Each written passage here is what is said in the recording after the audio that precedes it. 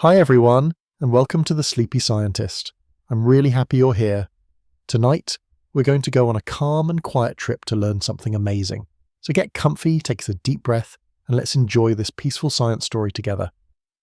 Before we start, tell me in the comments, where are you watching from and what time is it for you right now? If you like relaxing science videos, don't forget to tap the like button. Now let's begin. In the beginning, before footsteps touched soil, and before eyes blinked beneath starlight, the world was breath, thick, slow, warm breath rising from the belly of the earth. The air wasn't like today's air. It was richer, fuller, like soup left to simmer for 1,000 years. It swirled through towering green cathedrals made of tree ferns and giant horsetails, their fronds stretching up like fingers trying to touch the weightless sky. Light filtered through the canopy not in beams, but in syrupy amber pools, trickling onto damp leaves and glittering moss. The world exhaled life gently, rhythmically, as if dreaming out loud. And with every breath, something ancient stirred beneath the surface, an orchestra of tiny sparks just waiting to glow. These were the days when fireflies were the stars of the forest floor. But they weren't quite like the ones we know today. These were primordial flashes, soft pulses of green and gold drifting through the mist like lost ideas. They had learned to speak in light, long before sound had meaning.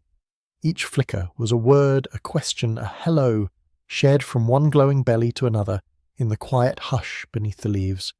And though no human would witness their poetry for millions of years, they carried on blinking, signalling in patterns that matched the beat of the breath that still warmed the air. Back then, oxygen was plentiful, more than now, more than ever again. It flooded the forests like invisible music, making insects grow large and wings beat slow. Dragonflies as big as hawks glided in loops above the ferns, their transparent wings catching drops of amber sunlight. Their flight was lazy, elegant, and unrushed, like the world itself had all the time it needed to think. And below, among the roots and fallen bark, trilobites and millipedes marched quietly, following trails that faded almost as soon as they were made. The earth was a library of motion, and every tiny leg turned a page. The ground was wet, not the kind of wet that feels cold or soggy, but the kind that hums, alive with invisible threads of fungi weaving in and out of the soil, passing whispers between roots.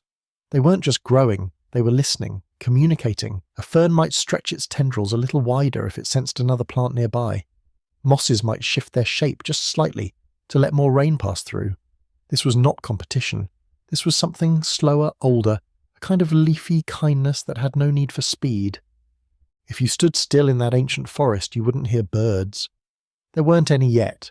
Instead, you'd feel a hum beneath your feet, a low vibration from the ground up.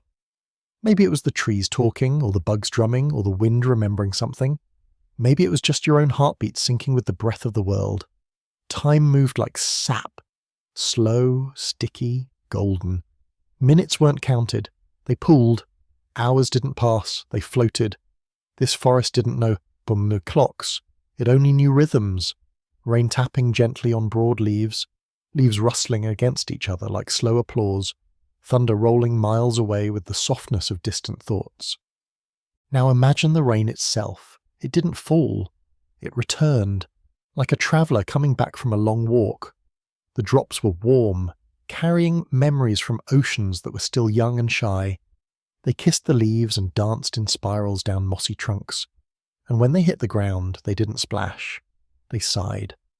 The forest drank every drop like it was the first rain in history. And maybe, in some ways, it was. Maybe every rain feels new when it touches something that's growing. Some scientists believe that during this time, the Carboniferous period, the earth breathed more deeply. Plants grew faster, taller, wilder, catching sunlight like dream catchers, locking away the air's carbon in their roots, their stems, their fallen bodies. And in doing so, they built the stage for the world to come. They made the coal that would one day power machines. They made the shelter for creatures yet unborn. They didn't know what they were making. They only knew how to grow. And isn't that enough?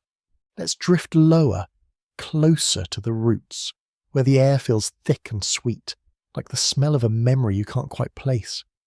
Here, mushrooms glow faintly in the shadows, tiny lanterns that feed not on light, but on time. They break down what's old so something new can grow. That's the secret rhythm of the forest. Grow, fall, feed, begin again. There are no endings here, only pauses. Somewhere nearby a creature stirs, a small soft-footed animal, not quite mammal, not quite reptile. Its breath is quiet, its fur is damp. It listens, not for danger, but for wonder. Because in this world life doesn't roar, it whispers. And above, high in the green mist, the fireflies blink once more, soft, pulsing lullabies in the prehistoric dark, like tiny stars that didn't wait for night to arrive. And you, if you were there, would not feel lost. You'd feel held, not by hands, but by time, wrapped gently in a world that hasn't forgotten how to breathe. Let's drift deeper now, into the middle world of this ancient forest, where shadows are soft and the air tastes like damp wood and green breath. Here, time does not pass, it gathers. Like puddles at the base of trees, it pools in quiet corners, and life gathers with it. Insects, so large they seem like living ornaments, hum with gentle thunder. Their wings beat not for flight alone, but to echo the world's slow rhythm, like distant drums tapping through the fog. One might hover just above a fern, not to escape, but to greet the leaf beneath it. The forest is not a maze, it is a memory. And every creature moves like it's remembering something older than itself. The fireflies are still here. Their glow flickers among the mist. But now their story deepens. Scientists believe that bioluminescence evolved first not for beauty, but for communication or defense. But in this moment, this poetic stillness, they are light-made language, a signal in the dark, a soft code, and maybe, just maybe, it was never meant to be useful. Maybe glowing in the dark was just another way for the world to say, I'm here, and I am not alone. Each light is a breath, each breath a presence, and the presence itself, a kind of comfort. The plants, too, are part of the chorus. Giant club mosses rise like green towers. Their thick stalks are wrapped in armour made of time, each ring, each layer, a quiet journal of seasons past. They do not hurry to grow, they stretch upward in slow, ancient spirals, catching the light not to own it, but to join it. Above them the canopy sways, and in this gentle motion a kind of prehistoric language is spoken. The trees speak in waves and pauses, not in words. They speak of warmth and water, of wind and waiting. They speak of growth. Beneath the soil, hidden from eyes but never from touch, mycelium threads stretch in every direction. They are thin, delicate, and strong, like whispers made of silk. Fungi, quiet caretakers of the dead and the soon-to-be, extend these threads to link root to root, tree to tree, and scientists call it the wood wide web. But to the forest it is something older, an unbroken circle of memory and meaning. When one tree thirsts, others respond. When danger comes, warnings travel faster than sound. But none of this feels urgent. It feels like understanding. It feels like presence. The network doesn't race, it reaches. And so do the creatures who live among these roots. Salamanders with glassy skin slide through the cool dampness, their bodies like living droplets. In the hollows of ancient trunks, insects curl into themselves, warm and undisturbed. Nothing shouts here. Everything listens. Even the rain, when it returns, falls more softly now, as if the world has learned your footsteps, as if it rains not from the sky but from the memory of the last storm, a drizzle of remembrance. Far above, the sky is mostly hidden, but when the canopy parts just enough, you see it, amber light, not like fire, but like the breath of a sleeping planet. Sunlight during the Carboniferous was filtered through thick clouds of moisture and rich air, turning the world golden and green. There was no blue sky here, no sharp lines, only a haze that wrapped every leaf and wing in softness. It was like seeing through honey, like living in a memory that hadn't faded yet. Even the wind moved slower. When it touched a leaf, it didn't rustle, it caressed. The leaves turned, not in alarm, but in greeting. And in that gesture, the leaf told the story of the wind, where it had been, what it had passed, what it now remembered. This was a world of soft exchanges, a place where even silence had texture. The creatures, though strange to our eyes, were not frightening. They were curious, slow, tender in their own quiet way. Giant millipedes the length of garden hoses curve through fallen logs. Amphibians with wide mouths blinked thoughtfully from mossy banks. Their skin drank the air, and their hearts beat slowly, like the roots of trees. Evolution was just beginning to whisper here. No hurry, no perfection, just change. Gentle, patient change.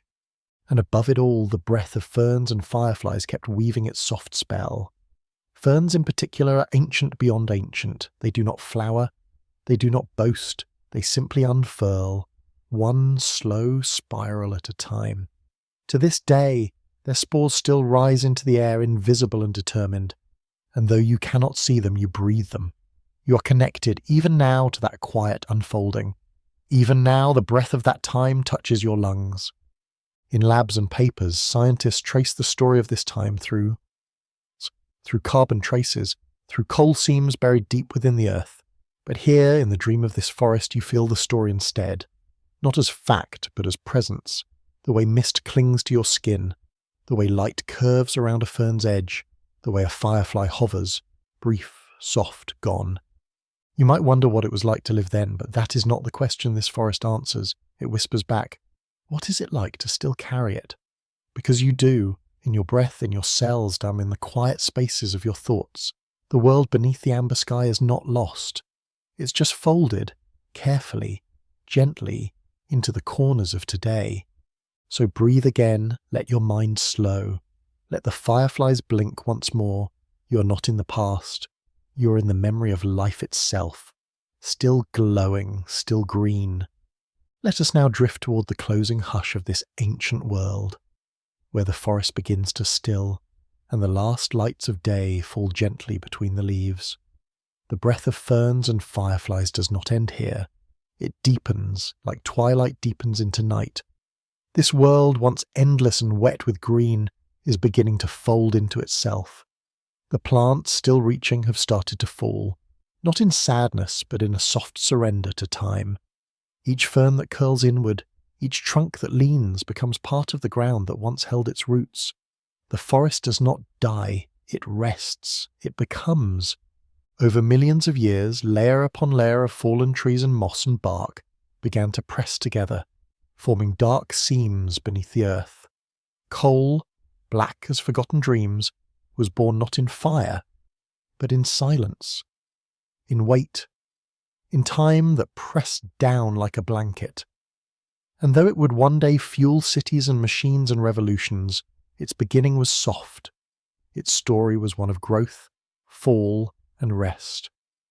The breath of the forest trapped in stone, the fire of old ferns waiting in sleep. Above, the light grows dimmer. The amber haze shifts toward dusk, and fireflies blink more slowly now, their language more tender, more like lullabies. Perhaps they sense the change, perhaps they always knew, because change is not new here. It is the oldest rhythm of all. The world breathes, then holds its breath, then breathes again, and each breath brings something new, new skies, new creatures, new songs to be whispered through the trees. Somewhere in the distance a storm rumbles, not fierce, not frightening, but full of promise. The earth is stirring, stretching, shifting its weight. Continental plates, slow and sure as dreams, begin to move. Mountains rise in the distance like sleeping giants opening one eye.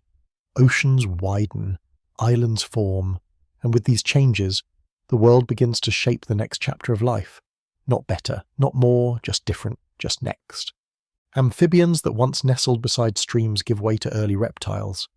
Creatures with dry skins and curious eyes begin to explore the dry spaces between the trees.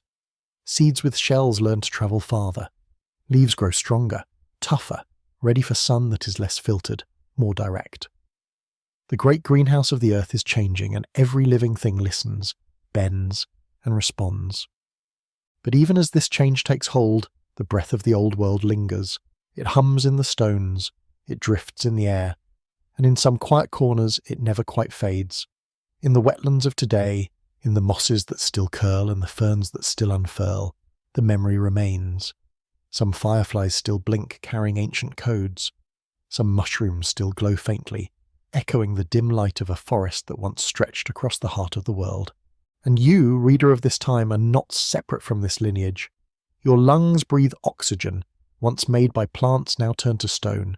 Your blood carries iron, born from the bones of stars that came long before trees ever whispered. You are the story continued, the echo that remembers. In your cells, in your thoughts, in the rhythm of your sleep, the prehistoric breath still lingers. The earth does not forget. It folds its memories carefully, like pressed leaves inside a book. And when the wind stirs in the trees, or when rain falls softly at dusk, the pages turn. You may not notice, but your body does. Your heartbeat slows. Your eyes soften.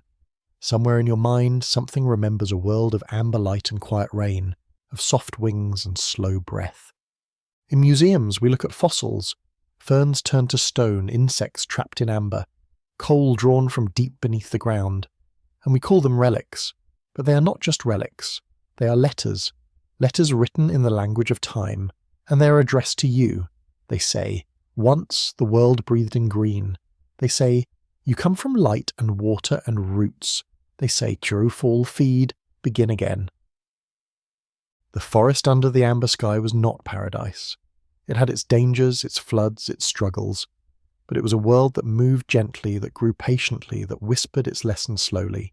And those lessons live on, not just in rocks and roots, but in the way we rest, in the way we heal, in the way we wonder. So as the last firefly blinks and the soft rain returns, let yourself breathe deeply. Let the memory settle. The world beneath the amber sky is not gone. It is sleeping in you, waiting for you to notice, waiting for you to breathe in sync once more. Beneath your feet, the earth still holds that breath. In your dreams, it might still glow. In your heart, it might still hum, softly, steadily, like the pulse of a forest that never truly left. Before teeth and claws carved their legacy into stone, before thunderous footsteps echoed through valleys and deserts, there was only mist, thick, silver, soft. It draped the earth like a memory, hiding the sun and smoothing every edge. This was not the fog of cold mornings or mountain tops. It was ancient mist, warm and endless, born from oceans that whispered in their sleep. It rolled over empty lands, across shallow seas, into low forests that were still deciding what shape they wanted to be.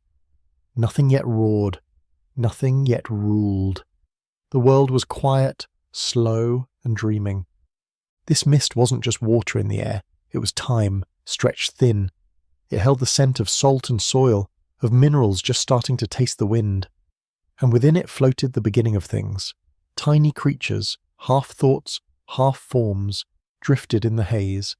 Some were small as eyelashes, others no bigger than sand, but they pulsed with life, with direction, with questions. Every droplet of mist was a tiny ocean, and in each ocean, life was deciding whether to swim, to crawl, or to wait. There were no dinosaurs yet, no names yet, no eyes watching from the trees. But already the world was preparing. In shallow lagoons warmed by sunlight that could barely push through the haze, cells began to string themselves together, experimenting with shape, with purpose. Algae bloomed in delicate greens and blues, turning light into breath. They did not know they were building the future. They only knew how to live. The continents were still shy, their edges uncertain. Volcanoes hummed softly beneath the waves, raising islands like ideas. The sky was not yet blue. It was amber and cream and ash, shifting with the sun, glowing with a kind of sleepy warmth. Clouds drifted low as if they wanted to touch the ground, and sometimes they did. Rain fell often, not in storms but in long sighs. It carried with it traces of sulphur, of salt, of ash, ingredients for the soup of life. And from that soup something stirred. Small creatures, early amphibians with soft skin and blinking eyes, crawled from the water, unsure if they belonged there. Their legs were clumsy, their backs slick, but they moved. They tasted the air. They blinked into the mist and waited. And the earth, in its quiet way, watched. Above them, ferns unfolded. They were smaller than the giants of later forests, but they were patient. Their roots dug slowly, their fronds opened with grace.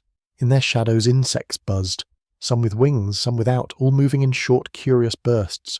None of them had names, but they had rhythm, and the mist wrapped around them all like a lullaby.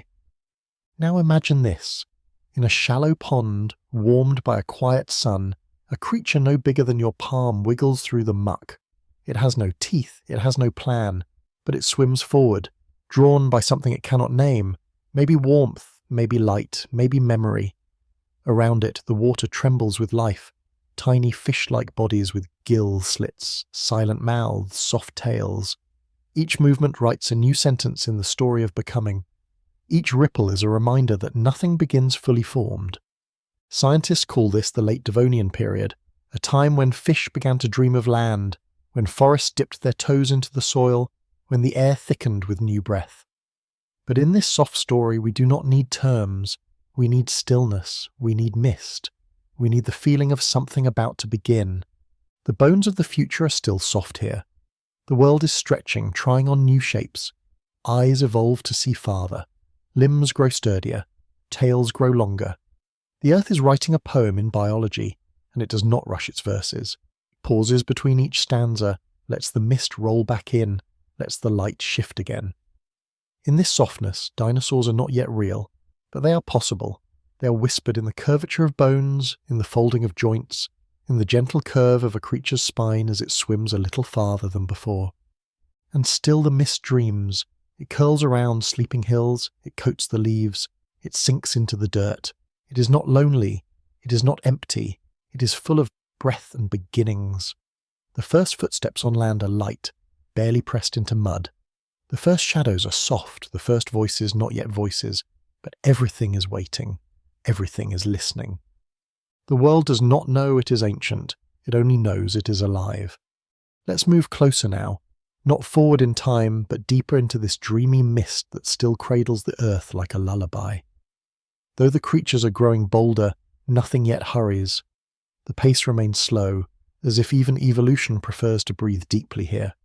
The sun rises not to shine, but to wrap the world in warmth, and every drop of water still carries memory. Every grain of mud still listens. In this stillness, the earth becomes a cradle, rocking gently, quietly preparing to awaken something vast. In the shadow of low-growing forests, where roots have only just begun to whisper to one another, the first trees push upward. Their trunks are thin, their bark soft.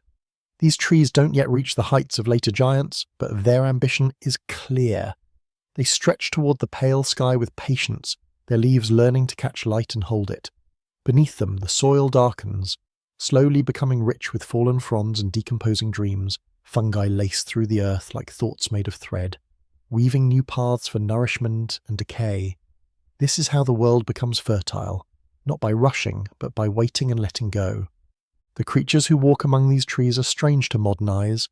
Elpistostogalians, Tiktaalik, Acanthostiga, names scientists have given to things that once had no need for names. These are the beings who begin to blend the water and the land.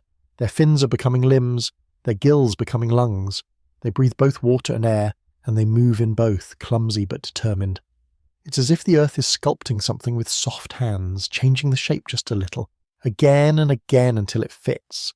And what it is shaping, what the mist is dreaming, is the body that will one day carry giants. Dinosaurs are still only an idea, but that idea is gaining weight. In the bones of early reptiles, in the curve of their ribs, in the stretch of their jaws, the blueprint of the future is being drafted. Some walk on four limbs, some begin to rise, their skin thickens, their eyes sharpen. The world is becoming more complex, but not yet noisy. Even the early predators move with quiet certainty. The earth is not a battlefield. It is still a garden, untamed, unfolding. Above, the sky begins to open. The mist, though ever present, thins in places. For the first time, stars are visible. Not many, not often, but enough to hint at the vastness above. Moonlight, pale and diffused, settles on still ponds and sleepy leaves, and in that light shadows form. Real shadows cast by creatures who are no longer just dreaming. They are arriving. One such creature, barely a foot long, steps onto a rock warmed by the day's fading light. Its tail sways for balance. Its eyes blink. It does not know it is a miracle. It only knows that it is alive. Its breath steams faintly in the cool air. And in that moment the world feels held, not by hands, but by time itself. Nearby, insects buzz in spirals. Dragonflies with wings like stained glass dart through the twilight. Their flight is poetry in motion. Circles, loops, sudden stillness. They hunt in silence. They move like thoughts too quick to grasp. And just like the reptiles, just like the trees, just like the earth itself, they are changing. They are becoming something more. Now the ground begins to shift, not with violence, but with promise. Tectonic plates slide slowly, almost imperceptibly, carrying continents to new positions. Land bridges form and vanish, mountains rise, valleys deepen, and each change, though slow, reshapes the stage for what's to come. This is not destruction. This is choreography, slow, deliberate, beautiful. The earth dances in slow motion. In the wetlands, eggs lie hidden beneath leaves. They are soft, unprotected by shells, vulnerable to the world. But some survive, and those that do carry forward something precious, adaptation. Soon evolution will wrap these eggs in stronger coats, will lift them higher from the water. Reptiles will learn to leave the ponds behind. They will step into the forest fully, and with that step, the age of dinosaurs will quietly begin. But not yet. The mist still dreams. It curls through the trees, drips from branches, fills the air with silence and softness. It is not afraid of what comes next. It welcomes it. Because the mist knows what all beginnings know, that becoming takes time, that change is not a roar, but a murmur, that even the largest beasts are born from quiet places. In laboratories today, scientists study rocks and fossils to piece together this slow awakening. They measure limbs, they map bones, they simulate lungs and muscle, and through their work we glimpse this vanished world. But we can also feel it, in still ponds, in the hush of morning fog, in the soft rustle of ferns. Some part of the mist remains, some part of the dream never ended, and so the earth continues to breathe, slowly, softly, shaping its creatures like sculpture in the mist. No urgency, no final goal, just life reaching outward, one breath at a time, and in that breath a shadow flickers, longer now, stronger, not yet a dinosaur, but nearly. The mist smiles and holds the dream a little longer. Now we step into the tender twilight of the mist's long dream, where the earth is no longer only preparing but beginning. The creatures that once only crawled have found their footing. The plants that once clung low have stretched taller, and the sky, once hidden in thick breath, begins to clear just enough for the stars to whisper their presence. The world is waking. But it wakes slowly, gently, as if it knows that even great things are better when they rise like the sun, soft and certain. The first true reptiles are walking now. Their skin is rougher, their gait more balanced. They blink in the rising light, tasting air that has become thinner, cleaner, cooler than before. They pause often, not out of fear, but out of curiosity. This world is still strange, still new, but it is theirs. Their footprints pressed into damp soil are quiet echoes of the future. Each step is a promise of size and strength to come, and though they do not know it, the path they walk will one day carry giants. Somewhere on a sloped plain, a small reptile rests in the shade of a young tree. Its eyes are half closed, its chest rises slowly. It does not rush. The earth does not ask it to. Around it the air is alive with the quiet music of insects. Wings flickering, legs clicking, tiny songs whispered through stems and leaves. The forest hums not with chaos, but with coordination. Every being, every breeze, every drop of water has a place, a moment, a rhythm. Nothing leads, nothing follows. Everything flows. In the distance, the land itself shifts, a slow tremble deep below rearranged stone and root. Mountains are being born again. Rivers curve a new path, valleys open like cupped hands. And in these new spaces, life steps forward. Ferns give way to cycads. Algae thicken into mats that spread across lake beds, rich with promise. And in the warm silence between these changes, eggs rest in nests made from twigs and leaves, a new way of holding the future. The eggs are no longer soft. Their shells are strong now, protecting the fragile life inside from dryness, from time, from harm. This change, simple and small, will shape everything that follows. It frees the body from water. It grants creatures the right to wander far. And with that freedom, evolution takes a long breath. Reptiles spread wider. Their limbs grow longer. Their tails sweep broader arcs across the sand. Each new shape speaks of possibility. The mist begins to lift, not all at once, but in gentle partings. Through the thinning veil, sunlight grows stronger, painting leaves in deeper greens and sharper shadows. Where once there was only haze, now there is contrast, light and dark, quiet and movement. The world begins to sing in fuller tones. Dinosaurs do not arrive with a roar. They arrive like a memory returning. The first are small, two-legged, lean, fast. They chase insects, dart through underbrush, test their balance on rocky outcrops. Their eyes gleam with alertness, their spines lengthen, their hearts beat stronger. They do not yet rule, they explore, and the earth watches and answers. Time stretches again. Millions of years pass like sighs. The dinosaurs grow. Some grow massive, their bodies broad and heavy, their necks long enough to taste the leaves of tall trees. Others become swift and clever, chasing prey across open plains. They become colour and power and elegance. Their bones become history. Their steps become thunder. But that thunder was born in mist. It was born in quiet, in breath, in the long, dreaming patience of the world. Even now, in museums and stone beds, in the fossils that lie curled beneath layers of time, we can touch that dream. We can trace it, not just through bones, but through echoes. Ferns still grow in shaded corners, reptiles still sun themselves on rocks. The wind still smells of salt after rain. We are never far from the beginning, and in your chest, your breath carries the rhythm of that world. Slow, deep, alive. You are built of cells that remember water, of bones that learn to move, of eyes shaped by ancient light. You do not walk through the world alone. You carry its past with every step. So the next time mist rises from the earth on a cool morning, pause. Let it wrap around you. Let it soften your pace. Let it remind you that everything grand begins quietly. That even the fiercest creatures are born from stillness. That the earth even now is dreaming. And in that dream dinosaurs still walk, not with fury but with grace. Not with noise but with knowing. They are not gone. They are folded into the breath of time, waiting to be remembered not through bones, but through wonder. The mist never stopped dreaming, and neither should you. There are places in the world where the water doesn't just reflect the sky, it remembers it. Still, quiet lakes that hold the colours of dawn long after the sun has passed, that shimmer with the ghosts of clouds, the shadows of birds, the silver curve of the moon. These lakes are more than water. They are mirrors made of time. Beneath their surface something ancient stirs, not with movement but with memory. This story begins in such a lake long ago, when the earth was still young and the sky had only just begun to paint its patterns. The air back then was different, softer, heavier, full of gases that shaped the breath of every living thing. The clouds swam low, brushed across mountain tops, spilled into valleys and kissed the surface of broad, shallow lakes.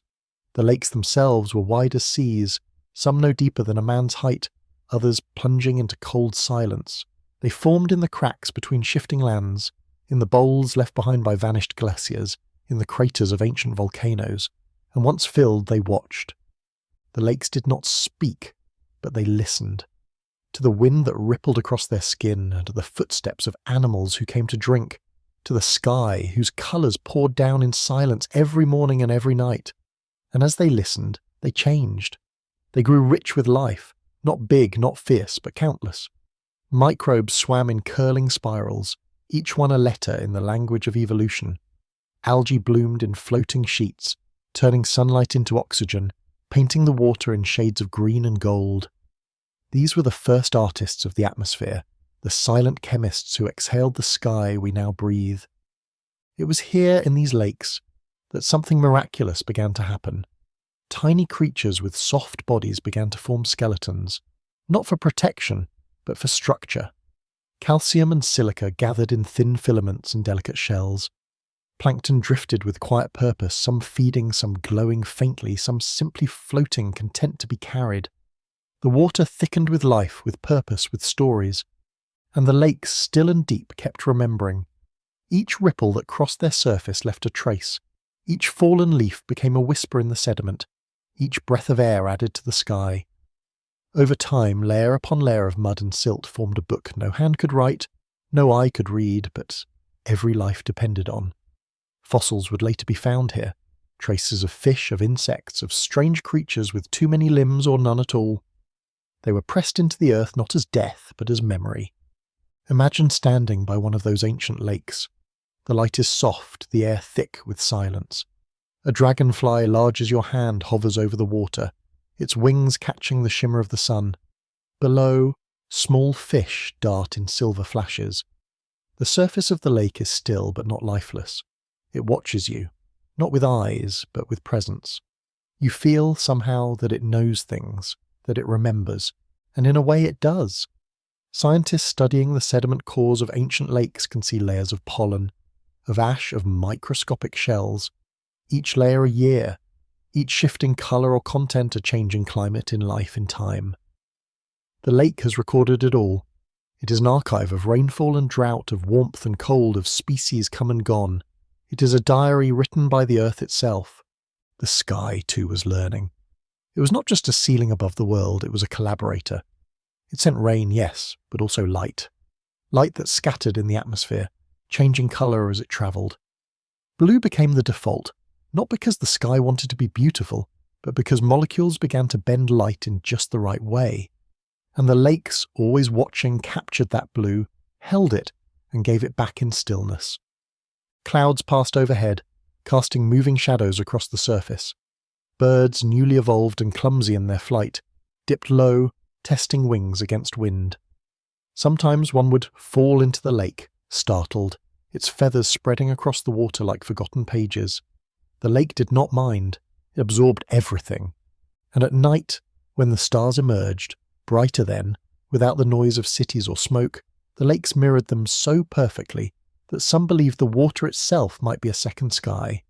The constellations shimmered in silence, reflected in silence, known only to the insects who skimmed the surface and the fish who watched from below. Life along the shores evolved with the rhythm of these reflections. Amphibians laid eggs in the shallows. Reptiles curled on warm rocks. Plants leaned toward the light that bounced from the water as much as from the sun. Every form of life, from the smallest microbe to the first birds, depended on the lake, not just for water, but for memory. Because to survive you must remember what fed you, what harmed you, what returned, and the lakes remembered best.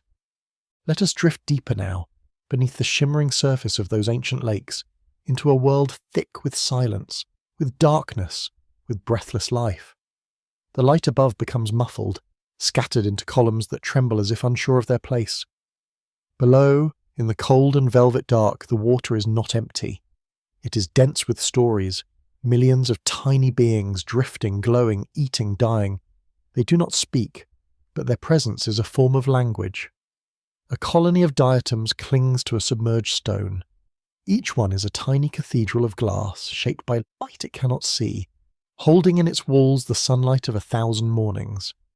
When they die, they fall slowly, like snow that never melts, layering the bottom of the lake with a dust so fine it almost sings.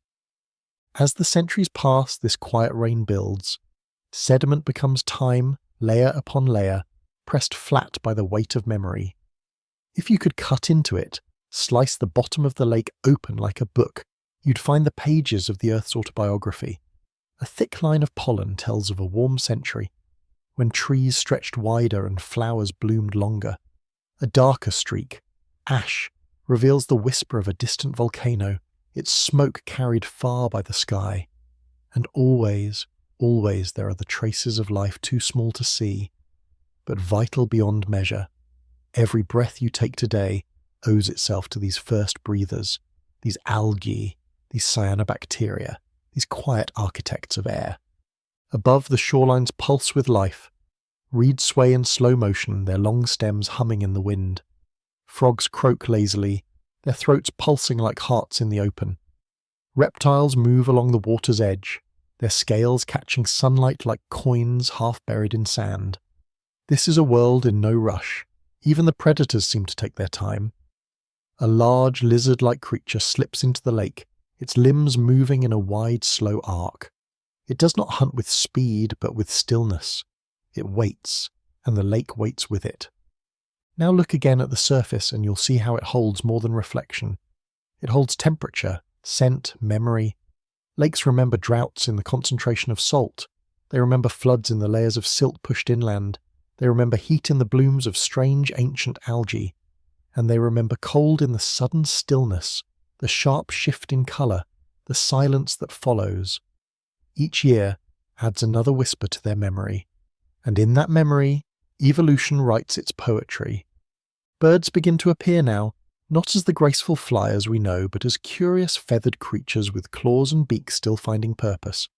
They gather at the shores, calling into the air, watching the water. Some dive, plunging below, emerging with wriggling prize and beak. Others preen on rocks, the early ancestors of herons, of ducks, of cranes. The lake becomes a theatre, a stage for a ballet of hunger, flight, and balance. Every motion matters. Every ripple tells the next part of the story. Plants learn to float. Leaves spread wide across the surface, drinking sunlight and blocking the light from reaching below. A war, gentle and slow, unfolds between those who live in the dark and those who chase the sun. Lily pads, green and round, drift like lazy thoughts. Beneath them shadows deepen. Some species retreat, others adapt. Eyes grow larger, fins grow longer. Movement becomes more cautious, more careful. And so the lake evolves, not just as a body of water, but as a world of shifting relationships, of hidden tensions, of unspoken dialogue. On land, early mammals begin to stir. Small, warm-blooded, nocturnal, creatures of the underbrush and twilight. They come to the lake's edge to drink, their tiny noses twitching at scents layered into the mud. Their ancestors were once tree dwellers, burrowers, insect chasers, but now they begin to explore more. The water calls to them, not to enter, but to witness, to watch the sky shimmer on its surface, to listen to the frogs, to dream of flight or scale or stillness. They too will become something more, but not yet. For now they are only visitors in a world ruled by birds and reptiles and water. Even the air changes here. Humidity carries more than moisture, it carries stories. When you breathe near a lake, you breathe a blend of time. Evaporated rain from 100 days ago. Molecules exhaled by plants long dead, the scent of algae, of wet stone, of unseen fish. You breathe the memory of sky. And in that memory there is stillness, there is peace. Some lakes dry up. Their memory becomes cracked mud, white salt, silence. But even then they hold their past. Fossils lie beneath the surface, sealed in clay, waiting for someone to ask. When the rains return, and they always do, the lake exhales again, stretches itself wide, and begins remembering once more. It is patient. It knows that time is not something to fight. It is something to keep. Today, when scientists take samples from lake beds, they find pollen from forests that no longer exist, spores from ferns that lived before language, dust from deserts that once were seas. They read the layers as one reads a story, and in each layer they find life. Not in a fossil, not in a bone, but in the colour of silt, in the shape of a shell, in the silence between sediments. And so the lakes go on remembering, quiet, steady, faithful, holding the sky not just as reflection, but as record, not just as mirror, but as map. A map of what was, and a whisper of what might be. Now the lake lies still again, the surface a soft silver mirror, its edges outlined with reeds that shiver gently in the breeze. The world around it has shifted. New creatures walk its banks, new leaves fall into its depths, but the lake remembers. It always remembers. For millions of years, it has gathered the sky into its arms, has listened to the wind, has held the rain, and now, beneath the morning sun softened by clouds, it opens itself once more, not to be seen, but to hold time, to hold light, to hold the slow echo of everything that has ever passed above. There are fish now with bones shaped by survival, mouths curved by ancient habits, eyes sharpened by the rhythm of dawn. Their ancestors were shadows, their cousins fossils, yet they glide with quiet certainty, their bodies writing invisible lines through the water. Above, the birds come and go, some skim the surface, some dive, some simply circle, waiting. They are not the same birds as before, but the sky teaches them as it taught their ancestors. How to follow warmth, how to read the light, how to find reflection where once there was only air. The trees around the lake grow taller now, older. They are filled with sound, rustling, chirping, cracking, creaking. Squirrels leap from branch to branch, insects hum in tangled clouds, small mammals peer through the underbrush. Life hums, thick and layered, yet beneath all this noise the lake is calm. Its silence is not empty, it is sacred. It is the silence of presence, of witnessing. Sometimes storms roll in, thunder low and distant, rain pelting the surface with 1,000 tiny drums. The lake does not resist, it receives. And afterward, when the wind dies and the last drop falls, the surface stills again, more reflective than ever. The sky returns to itself, and the lake once more becomes a memory of clouds. Over time, people arrive. They come slowly at first, with curiosity and open hands. They dip fingers into the water. They drink, they bathe, they build small fires nearby. Later they build homes, then boats, then roads. The lake watches it all. It does not protest, but it does remember. Every act leaves something behind: ash, oil, seeds, glass. The water takes it all in, layers it alongside the pollen and the shells and the bones. Nothing is forgotten. Not the wild geese nor the fallen trees, not the laughter of children nor the weight of machines. The lake remembers it all. And still, even now, life continues. Frogs lay eggs in the shallows, dragonflies shimmer in the reeds themselves stretch higher, catching whispers from the wind. Beneath the surface, bacteria still break down what falls. Tiny crustaceans still stir the mud. The breath of the lake, slow and unmeasured, carries on. And though we think of it as still, it is alive in every direction, above, below, around. We cannot always see it, but we can feel it. The way you feel watched when you're alone by the water, the way the air thickens just before the rain. The lake reflects the stars again, not as many now, not as clear, city lights dull the night, but they are there, trembling in the ripples. You can stand beside it and feel them pulse, just faintly, like an echo from the time when the world was young and the lake was new. You may not understand it fully. You don't need to. What matters is the presence. What matters is the remembering. Scientists continue their studies, coring the bottom, counting the layers, mapping the climate of centuries past. From these stories written in mud and dust and shell, we begin to know ourselves better. We learn what changed, what vanished, what returned. And in knowing the lake, we begin to understand that we too are part of this memory. Our breath adds to the mist. Our footsteps stir the mud. Our reflection flickers in the water, even if only for a moment. You may walk away from the lake, leave its shores behind, but it will stay, watching, reflecting, holding the shape of your shadow a little longer, holding the sky a little closer, and long after you're gone, when grasses grow over your trail and your voice has been folded into silence, the lake will still be there, still and shining, waiting for the next presence, the next shadow, the next sky to remember, because that is what lakes do. They remember. Even when no one is watching, even when nothing is said, even when the sky forgets itself, the lake holds it all and never lets it go. Long before humans gave it a name, amber was just tree tears, drops of golden resin weeping from wounded trunks, sliding slowly down bark until time held them still. It wasn't rare then. Forests were thick with trees that bled sap when storms cracked their limbs or beetles chewed their skin. These drops were never meant to last. They were a response, a bandage, a soft defense. But something strange happened. The world changed slowly around them, and instead of fading, the resin hardened. Light passed through it. Air got caught inside. Insects, pollen, even raindrops found themselves suspended in stillness.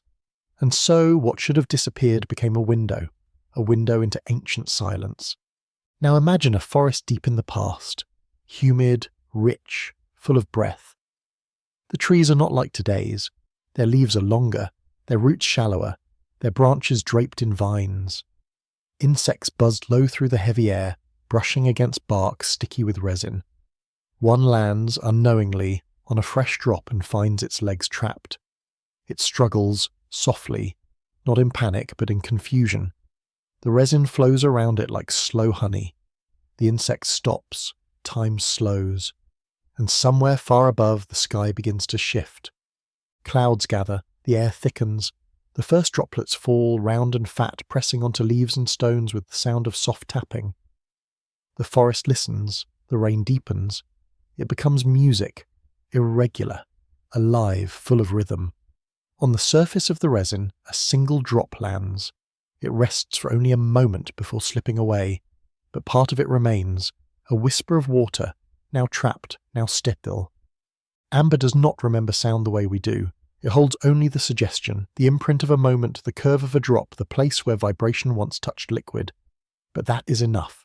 In a piece of amber, 1,000,000 years old, you might find a bubble so small it seems like dust, and inside that bubble, the echo of the sky, not a roar, not thunder, just the gentle hush of rain as it falls through leaves.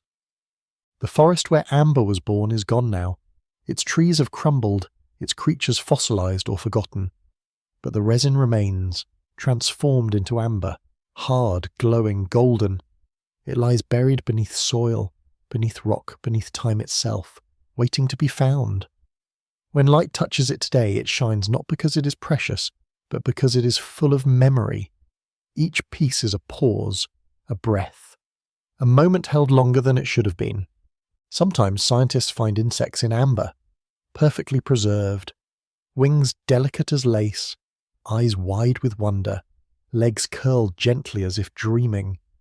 These tiny bodies did not decay. They were not crushed. They were cradled, suspended in silence so complete it could not be broken. From them we learn what lived, what flew, what fell, but deeper still, we learn what paused, what touched the world and was touched by it in return. Amber tells us that even the smallest acts, a bug landing, a tree weeping, a raindrop falling, can last, that what we think of as passing might be the very thing the earth chooses to keep, not the loudest moments, not the greatest battles, but the quiet collisions, resin meeting air, rain meeting bark, light meeting stillness.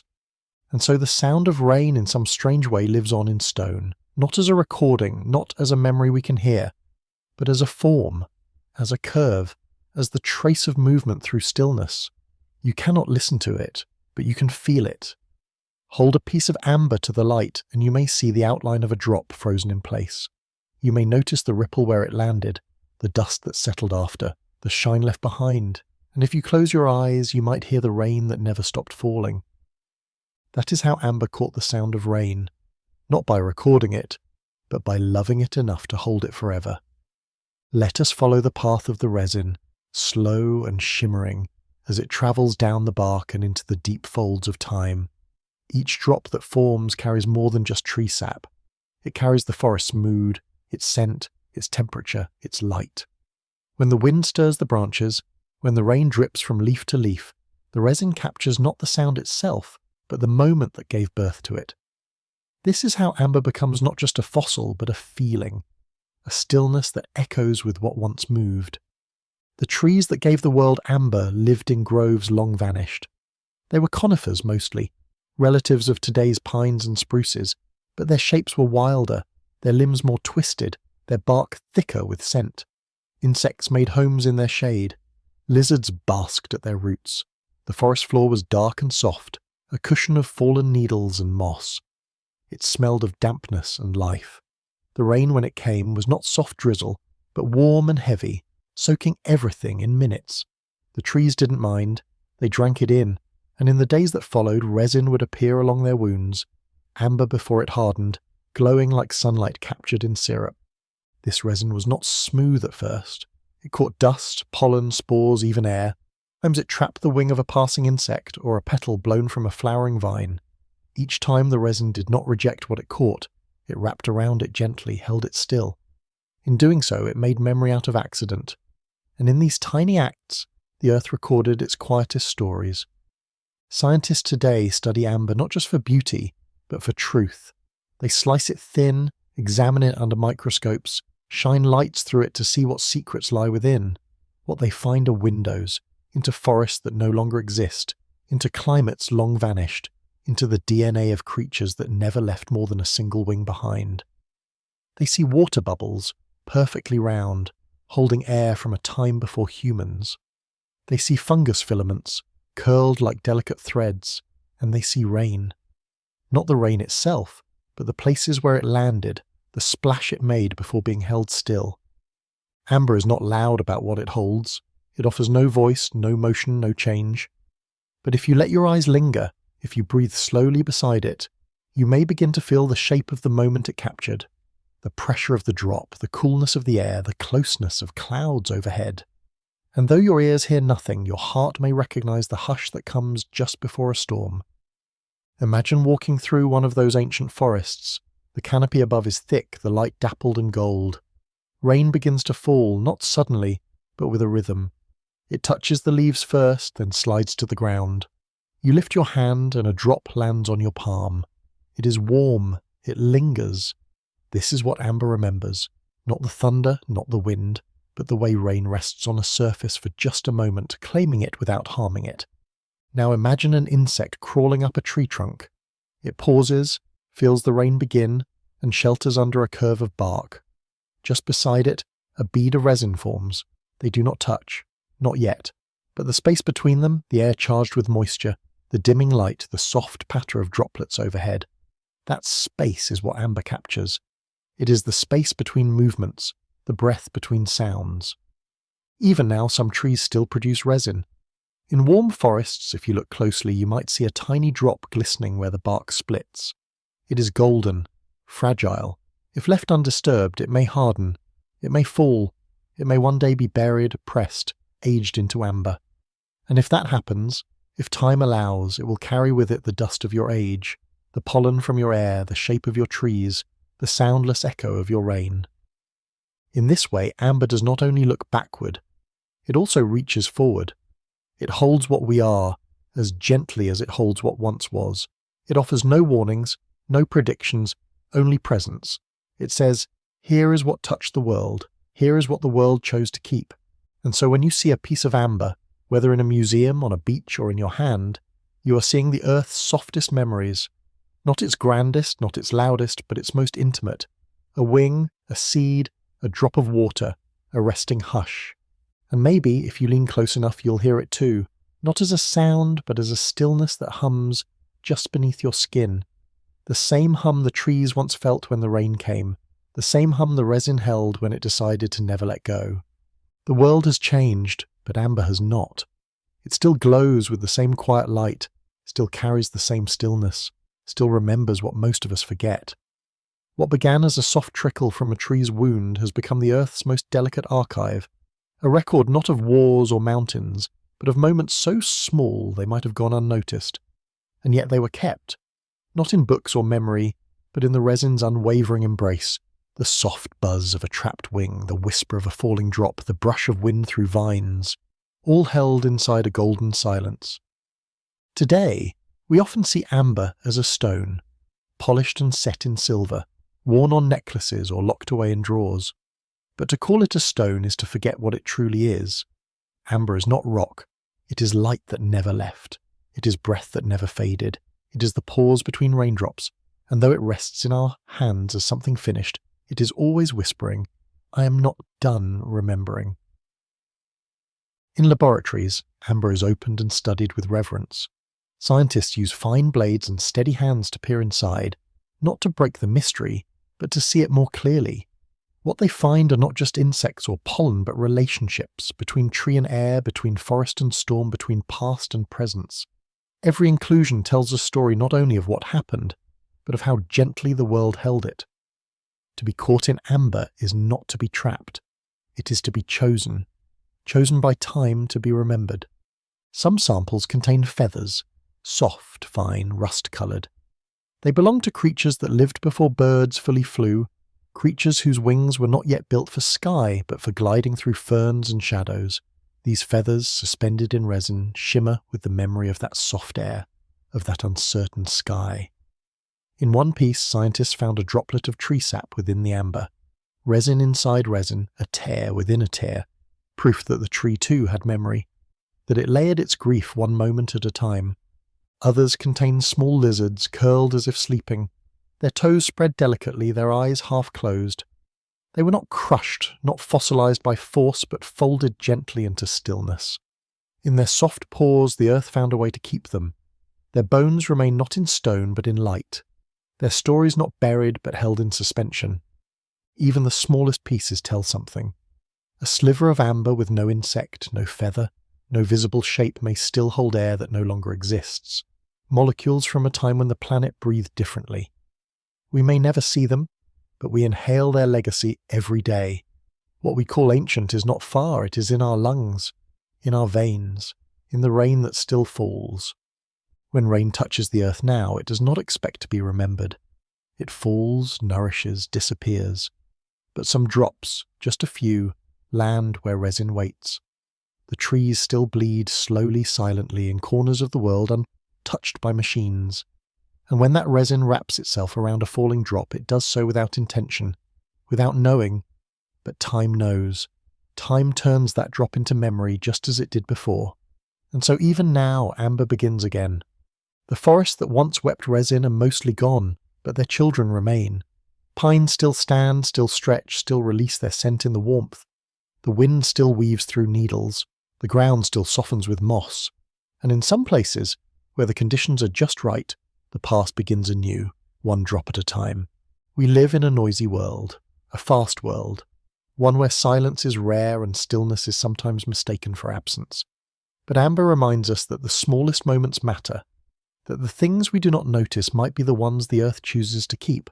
A breath, a hush, the light on a leaf, the touch of a raindrop on bark. And so if you find yourself holding a piece of amber one day, know this. You are holding more than history. You're holding time folded into itself. You're holding rain that never touched the ground. You're holding silence so perfect it became memory. And perhaps, just perhaps, you are holding something the earth wanted never to forget. Because the rain still falls, the trees still cry, the resin still glows, and amber still listens. Before the skies cracked with lightning and before thunder rolled across mountains, the world was quieter, still not in silence, but in breath. The forests of that early earth were thick and slow and green, rising steadily from the soil like thoughts taking form. Their roots spread wide and shallow, drinking from warm, soft rain. Their trunks were damp and fragrant. These trees did not yet know thunder, but they were preparing for it. They stood like sentinels beneath a sky that hadn't yet spoken in roars. In the beginning, the atmosphere was different. The air held more moisture, more heat, and a deep charge that seemed to whisper from cloud to cloud. The sky was full of potential, full of held breath, but for a long time it did not break. It only shimmered. Light came through in golden sheets, scattered by high, thick clouds. It was soft, like sunlight passed through wet silk. Beneath this glow, the trees grew taller, unaware of the noise to come. The earth's crust moved beneath them. Tectonic plates shifted slowly, pushing mountains up, carving valleys, creating spaces where wind could gather speed. In these valleys, air began to swirl, to dance, to rise. Warm air from lowlands met the cool air above the peaks, and the sky began to change. The clouds grew darker, their bellies swelled, and far above, electricity stirred, a friction of particles, a spark born in silence. The trees, unaware, stretched upward.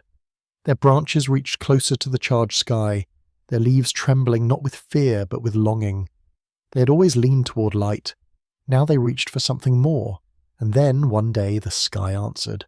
A bolt of lightning, sudden and short, flashed through the pen mist. It struck a tall conifer, split it from crown to root. There was no sound yet, just light, just heat, just a pause. And then, moments later, the first thunder came. It rolled like a thought too large to hold. It echoed down the mountain, through the trees, across the wet forest floor. Leaves shuddered. Water trembled in pools. Small creatures froze in their tracks. The trees, rooted in place, felt it in their bark, in the deep stillness of their rings. It passed through them not as violence, but as energy, a pulse, a message, and the world was never the same. From that day on, the trees learned the rhythm of thunder. They did not fear it. They absorbed it. When storms came, and they came more often now, the trees stood still, their canopies quivering, their roots tightening. Rain fell in sheets, soaking bark, darkening trunks, feeding moss. Lightning flashed, finding the tallest branches, dancing from crown to crown. And always thunder followed, sometimes sharp, sometimes low, sometimes so deep it felt like a second heartbeat in the earth. These trees, the first true giants of the land, did not resist the storms. They became part of them. Their trunks channeled the lightning's charge into the soil, their leaves caught the rain, their branches learned to bend without breaking. They became conductors of the sky's emotion. When thunder roared, they did not flinch. They resonated. Over time, the forest changed. Some trees grew thicker bark, better able to survive the strikes. Some grew taller, braver, reaching even higher into the electric air. Others grew wider leaves, stronger roots, deeper veins to hold the rain. Evolution favoured those who did not run from the storm but welcomed it. And beneath the canopy, life responded. Frogs croaked louder in the pauses between thunder. Insects burrowed deeper. Birds learned to sing just before the storm began, their calls becoming a kind of warning. Even the soil adapted, gathering the charge from above, storing it in tiny particles, feeding the roots that anchored the forest. The entire ecosystem began to breathe with the thunder's rhythm. Now, imagine standing beneath these ancient trees. The rain is warm, relentless, soaking your skin, drumming on every leaf. Lightning flashes somewhere ahead, sharp and white. A few seconds pass, then thunder crashes around you, not as a single sound, but as layers, a boom, then a rumble, then a deep vibration that settles in your chest. You don't feel afraid. You feel present. The trees above you are calm, their leaves are heavy, their limbs sway gently. They've heard this all before. This is what the trees held, not just the physical charge of lightning, but the emotional weight of thunder. They became the memory of storms. Each ring inside them tells the story of a season's weather. Wet years, dry years, quiet years, loud years. And among those rings are the marks of fire and strike and survival. Not scars, but signatures. Proof that they stood when the sky spoke. Even today, trees continue to hold thunder. They are struck more often than any other living thing, yet they remain. They carry the lightning's energy into the ground, into the fungi and the rocks and the streams. They root it in the earth. They share it with the world. And though we may not hear it in the rustle of their leaves, the trees still speak of those early days, when the sky first found its voice, and the earth, through its tallest children, listened. Let us step further into the forest, where the trees are older now, taller, wiser, lined with age. Their trunks are etched not only by time, but by energy. Lightning scars spiral down their bark like ancient scripts, marks left behind by storms that have passed. Some trees have hollowed, their centres burned out by strikes that arrived without warning. Yet even those trees still stand. Their roots dig deeper each year. Their branches continue to reach, their leaves still rustle at the approach of rain. They do not break. They adapt. In their silence, they teach us what it means to hold the thunder and remain. The forest has become fluent in storms. Even before a cloud appears, the leaves begin to stir. The air grows thicker, almost electric, filled with tension that isn't fear, but expectation. Birds fall quiet. Insects disappear. A hush rolls in, not absence of sound, but a kind of holding, a collective breath taken by every living thing. Then the first breeze comes, cool and fast, curling around trunks and skipping over puddles. The sky darkens, folding into itself. Then, as always, the lightning strikes. The trees do not resist the bolt. They absorb it. Their bodies offer a path. From canopy to core, the current races downward, into the soil, into the stone. It moves without hesitation, without pause. And in its wake, something changes, not destruction, but transformation. The cells of the tree, built to carry water, carry electricity just as well. It is not their job, it is their gift. What could have burned instead flows. What could have broken instead sings. Scientists today study this phenomenon with awe. They find that trees struck by lightning show subtle shifts in their growth, their chemistry, even their memory. The rings nearest the strike become darker, denser. The cambium layer thickens, as if the tree wraps itself tighter. And in some cases, the surrounding roots grow stronger, more complex, drawing more nutrients from the charged earth. The tree does not simply survive, it responds, it evolves. Animals too have learned the rhythm of thunder. Some creatures burrow deep when the storms begin, curling into hollows beneath roots that have held for centuries. Others cling to bark or nest beneath overhangs of leaves, riding out the roar with the trust of something born into stormy silence. Even the water in the soil reacts.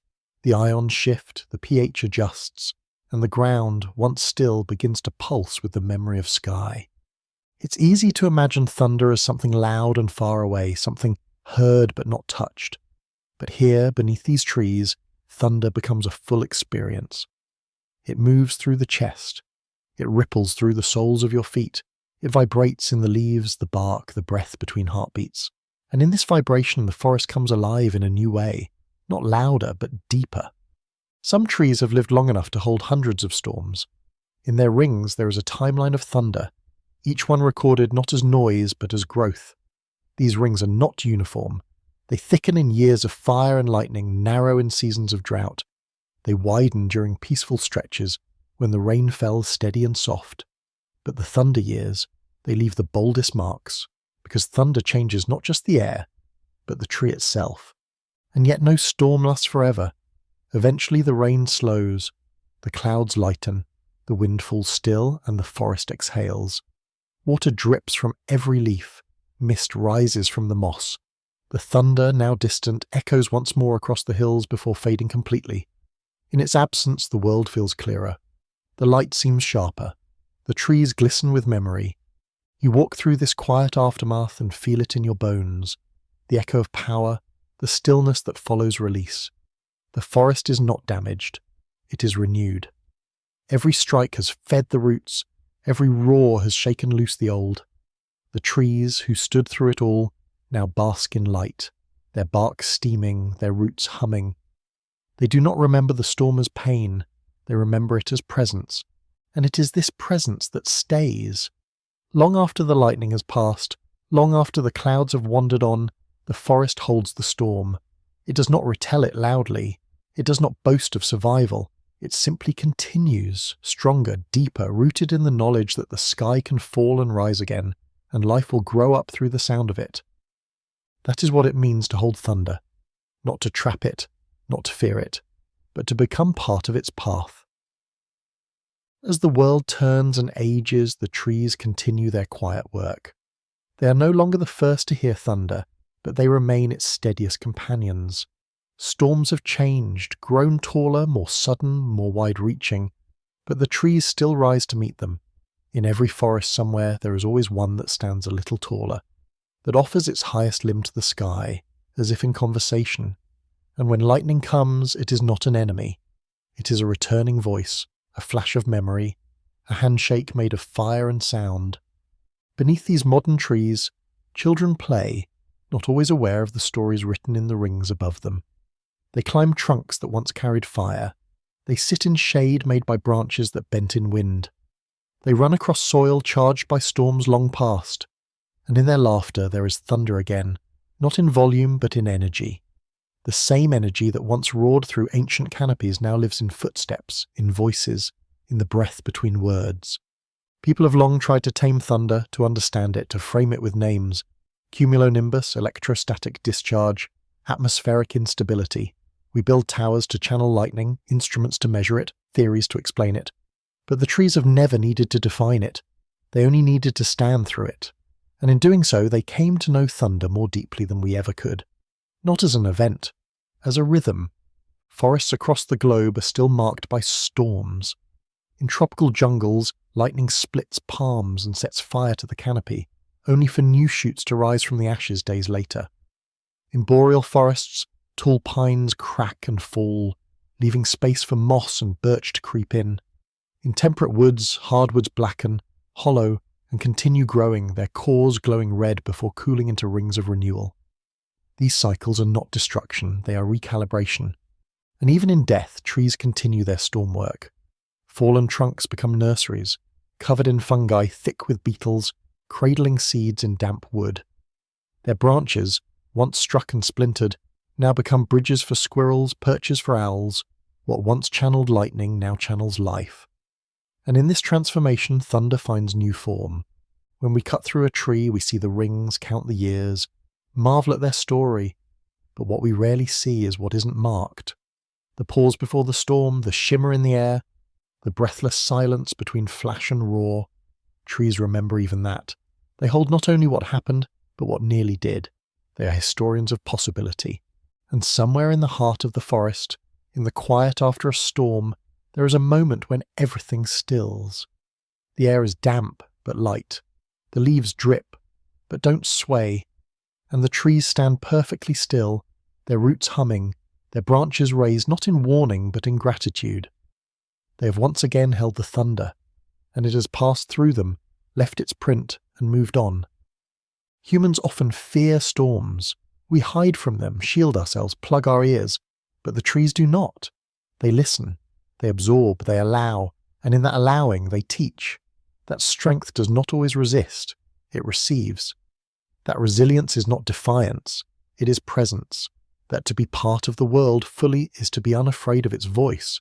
So the next time you hear thunder rolling across the sky, listen not just with your ears, but with your breath. Stand still if you can.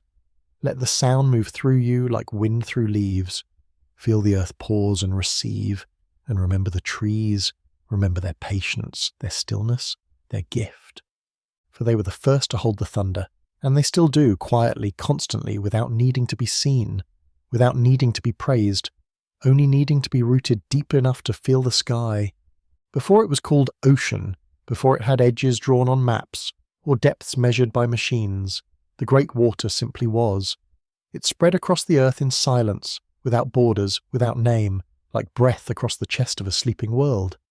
It did not yet recognize itself as sea or current or tide. It only moved, slowly, softly, with a rhythm that had no music, only motion. This was the beginning, not of land or life, but of the deep, endless blue that would one day hold them both. The sky above it was young, pale and heavy, its light filtered through gases that glowed more red than blue. Clouds swirled low, steam rising constantly from the surface of the water, meeting the air like misty thoughts that hadn't yet taken form. Rain fell almost without pause, warm and constant, merging with what lay beneath. And in this merging something happened. The water began to remember. It remembered the heat of the earth, the minerals from volcanic rock, the electric touch of lightning laced into rain. It gathered these ingredients not with purpose but with presence. There were no waves yet, only ripples, no coasts, only curves. And beneath this quiet surface life began not with a shout but with a shimmer. The earliest oceans were not empty. They were full of potential, filled with particles, minerals and microscopic whispers of life. Tiny molecules danced together in the warm currents, colliding, combining, breaking apart, then trying again. Each attempt was soft, invisible, soft, but eventually something held. A strand of molecules curled into itself and learned to copy. It wasn't a cell yet. It wasn't aware, but it was the first flicker of becoming. These waters were cradles. Shallow pools near volcanic vents bubbled with energy. Deep trenches hummed with pressure and heat. And all across the surface light filtered down from above, golden and uncertain, nourishing what it could. The ocean held it all, the heat, the chemicals, the light, and waited. Some scientists believe that life began near hydrothermal vents, where the Earth's breath met the sea's calm. These vents, tall and black and smoking, spewed minerals into the water like underwater campfires. Around them, primitive cells clung to rocks, feeding on sulfur and heat. They had no eyes, no mouths, no language. But they had movement. They had repetition. They had the rhythm of something that might endure. Elsewhere, in shallower waters, sunlight reached the seafloor. There, other forms of life emerged, cyanobacteria, delicate and green, turning light into oxygen, one slow breath at a time. These beings were tiny but powerful. They changed the air, they changed the sea, they changed the world. And all the while, the ocean carried them, not knowing what it held, not yet aware that it was becoming the source of everything. If you could stand at the edge of that ancient sea, you wouldn't recognize it. There would be no beaches, no shells, no familiar scent of salt.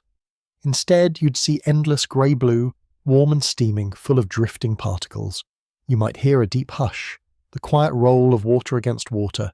You might feel the weight of time itself in the air. The ocean had not yet found its voice, but it had begun to dream. And in that dreaming it started to shape the land. The constant pull of water, smooth stone, carved valleys, formed the first sediments. Bits of clay and sand settled, layer upon layer, building the foundations of continents to come. The ocean was both cradle and sculptor, holding life in one hand, shaping the world with the other. The tides were not yet ruled by a stable moon. The moon itself was still adjusting its orbit, its distance. The tides came and went in uncertain rhythms, guided more by chaos than cycle, but even this chaos created possibility. Pools were left behind, waters evaporated, salt was concentrated, molecules were pressed together, and in each of these tiny random moments, life found another chance to grow. So much of this history is invisible now. The earliest forms of life left no skeletons, no fossils, only traces, chemical signatures, patterns in rock, whispers in salt. But those whispers were enough. They told us that something had begun, that beneath the quiet surface of the nameless sea, the earth was learning how to live. The ocean did not know itself yet, but it knew motion, it knew warmth, it knew the language of minerals and molecules. It knew how to cradle something fragile until it could stand on its own, and in doing so it became the mother of all that would come. Before it was named, it was still sacred. Before it had shores, it was still home. And even now, if you listen closely to the waves, you might hear that early breath, the long, slow exhale of a sea that remembers becoming. Let us now descend beneath the surface, into the deepening mystery of that ancient ocean, a world without direction, without names, but filled with motion and quiet creation. Light fades quickly here, replaced by shadows and slow glows, by drifting silt and the weight of stillness. It is not silent, though. The deep sea hums with a steady rhythm, a soft vibration that runs through everything. It is the sound of heat meeting water, of minerals dissolving, of life organizing itself in the dark.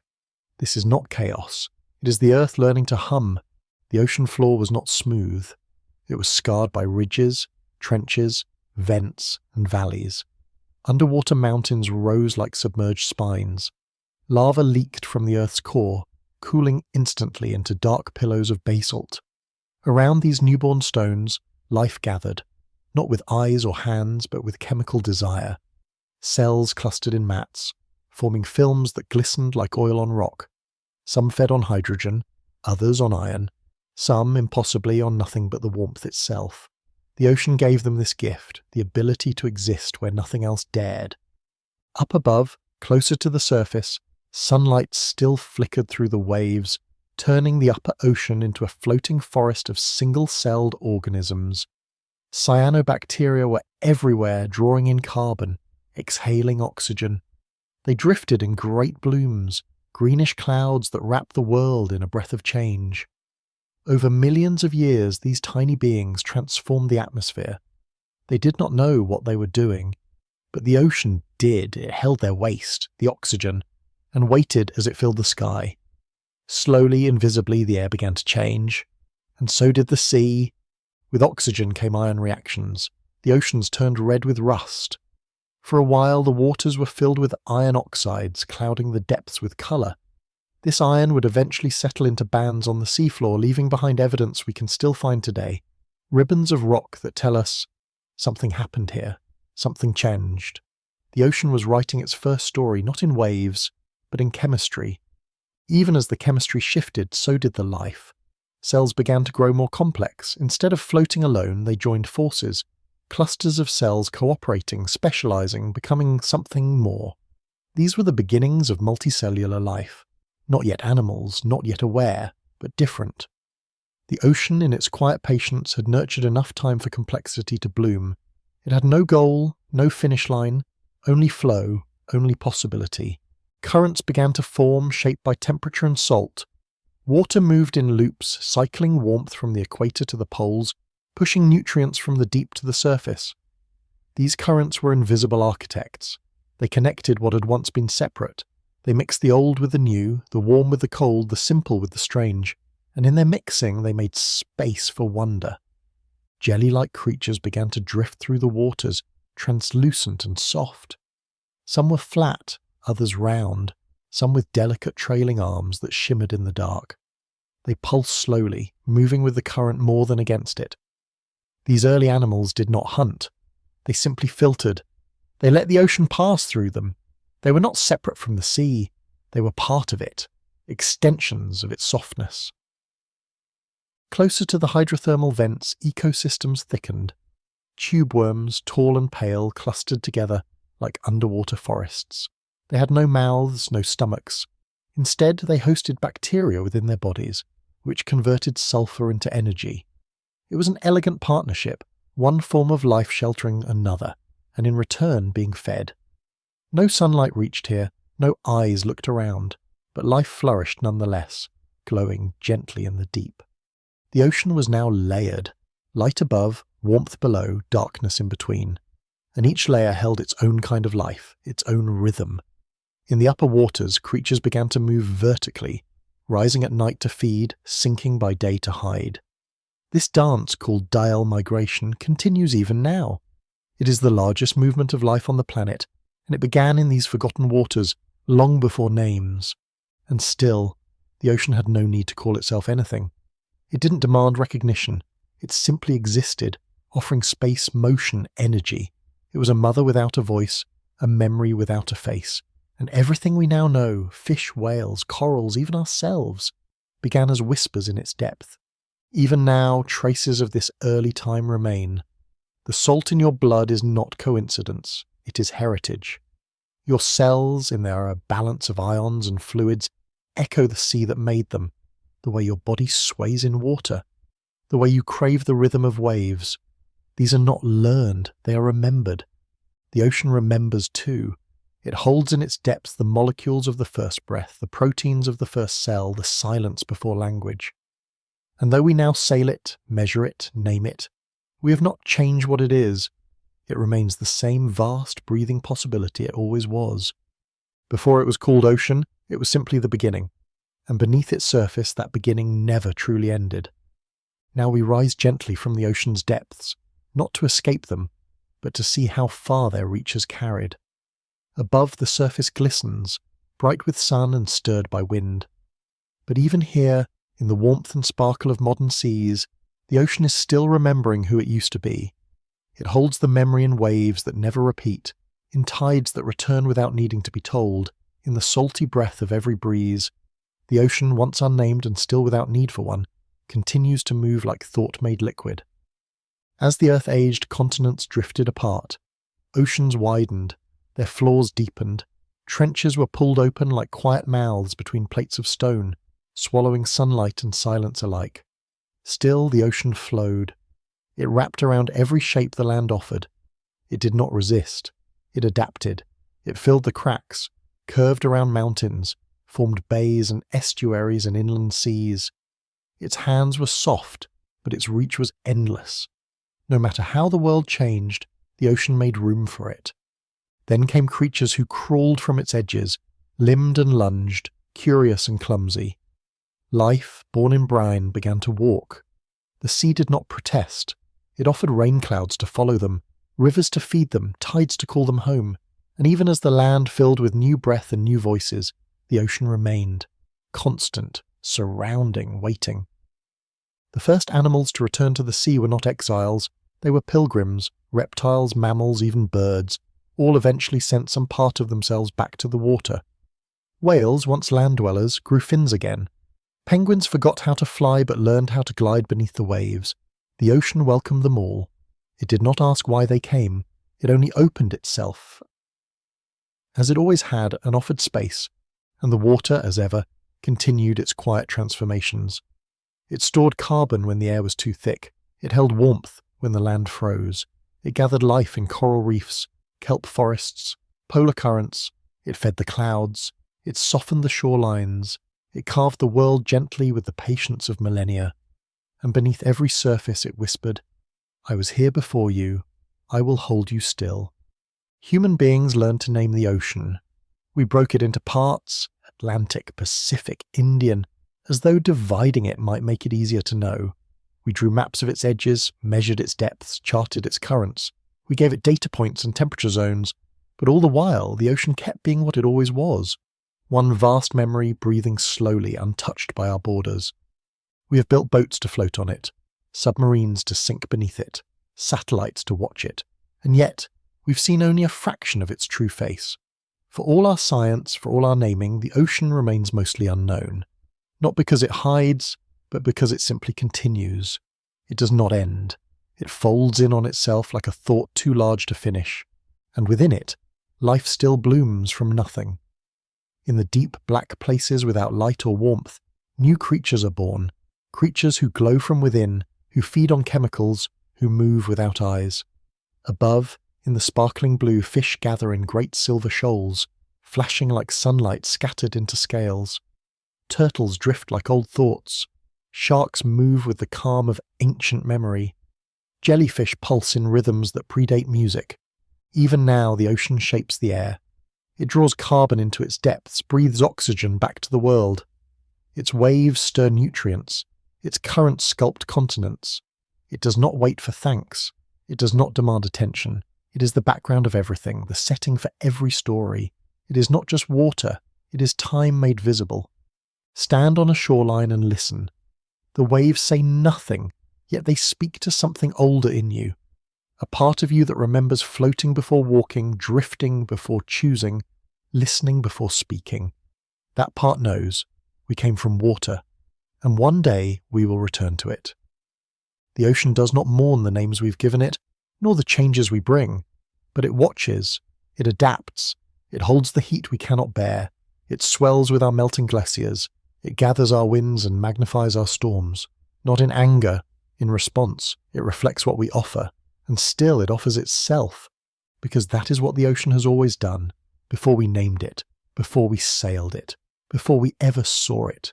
It existed, it carried, it cradled, and it remembered.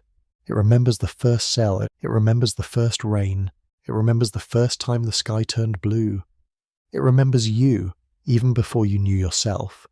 And when we are gone, it will still move, still breathe, still hold the sound of its earliest name, the one spoken not in words but in waves. The ocean before it knew its name is the same ocean that sings today. You are part of it. You always have been.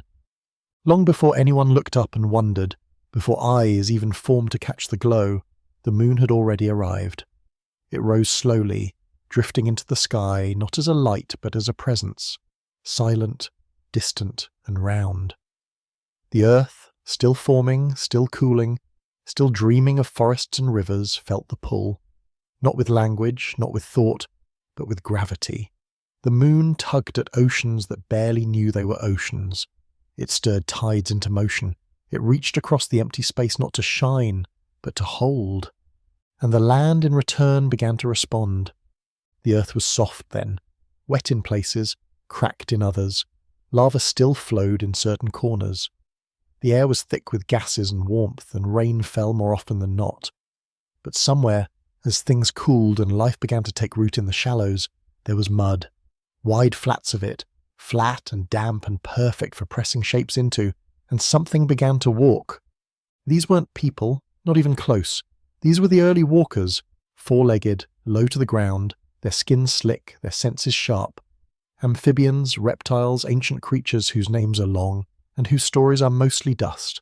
They walked from the water to the shore and back again, sometimes in search of food, sometimes in search of warmth, sometimes because they simply could. And when they walked, they left behind prints. These prints were not made to be remembered. They were just impressions in soft ground, soon to be washed away or filled in. But sometimes the timing was just right. A wave never came. The rain held off. The sun baked the mud, the wind hardened it, and the earth kept it. One footprint, then another, then a trail, a story in steps, a direction, a moment of motion caught in stillness. And somewhere above, the moon watched. It had no eyes, it had no thoughts, but its pull had helped make the tides that formed the mud. Its presence steadied the earth's spin, slowed its days, tilted its seasons. The moon, without trying, had shaped the world the walkers lived in, and though it did not follow them, their footsteps moved in sync with its pull. Millions of years passed. The footprints remained, buried now under layers of dust and sediment, beneath forests that rose and fell, beneath rivers that came and went. The creatures who made them vanished. But the impressions endured. They waited, not for discovery, not for meaning, but because the earth has a way of holding the small things that matter. When humans came, they did not notice the prints at first. They had their own paths to walk, their own skies to study, but eventually someone found them, etched in stone, shallow but clear. Toes splayed, heels pressed, direction visible, and when they were dated, when they were studied, it became clear. They were old. older than cities, older than tools, older than even the idea of story. These prints were not just signs of life, they were signs of time, and in that time the moon had never left. Each night it rose, sometimes bright, sometimes thin, sometimes hidden, but always there, and with it came tides and dreams and the long pull that reminded us, you belong to something bigger. You move not only by your own will, you are held softly by something you cannot touch. People began to wonder then, what was the moon to those creatures who left their marks? Did they see it? Did it light their way? Did they know they were being watched? The answer, most likely, is no. But even if they didn't see the moon, they felt it. Every wave they swam in, every tide they crossed, every beat of their strange ancient hearts was timed by a presence above. The moon had shaped their world, and in that shaping it shaped ours too. The footprints found in rocks across continents are quiet now. No one hears them, but they are still there, curled into cliff sides, etched into canyon walls, pressed beneath the soil of forgotten valleys. They wait, not to be seen, but simply because the earth remembers, just like the moon. Because this is how memory works, not in noise, not in brightness, but in pull, in pressure, in the soft impression of movement over time, a foot in the mud, a tide on the sand, a glow in the night. And though no voice calls out from these footprints, they speak in another way. They tell us, I was here, I moved, I felt the ground, I pressed against it, and then I left. And the moon, still rising, still pulling, holds that story in silence. Now let us walk slowly with those early footsteps, not ahead of them but beside them through a landscape that was still deciding what it wanted to be. The ground was soft beneath the creature's limbs, a mix of damp earth and decaying plants, with streams winding through fern-covered hollows and shallow pools, left behind by retreating tides. The world was quiet, not with silence, but with a kind of unformed gentleness. Birdsong had not yet arrived, and wind moved through leaves that hadn't learned to whisper. In this place movement was meaning, and each footprint was not a message, but a feeling pressed into time. These creatures, small and low to the ground, had no names and no language. Their skin was slick, their eyes wide and always searching. They had lived in water but were now learning the ways of land, not leaving their birthplace but exploring its edge. When they walked, they did so cautiously. The earth was a new texture beneath them. Their weight left marks without trying, and sometimes those marks aligned in ways that lasted, where the mud dried just fast enough, where no wind brushed them away, where no other foot crossed them. It wasn't just chance, it was patience, and in that patience the earth remembered. Elsewhere on other shores more footprints appeared. Some belonged to lizard-like forms, their toes splayed, their tails dragging behind them like slow thoughts. Others, heavier, left rounder prints, creatures with wider bodies and slower steps. These prints, often side by side, suggested not loneliness but company, the beginnings of herding, of following, of moving together.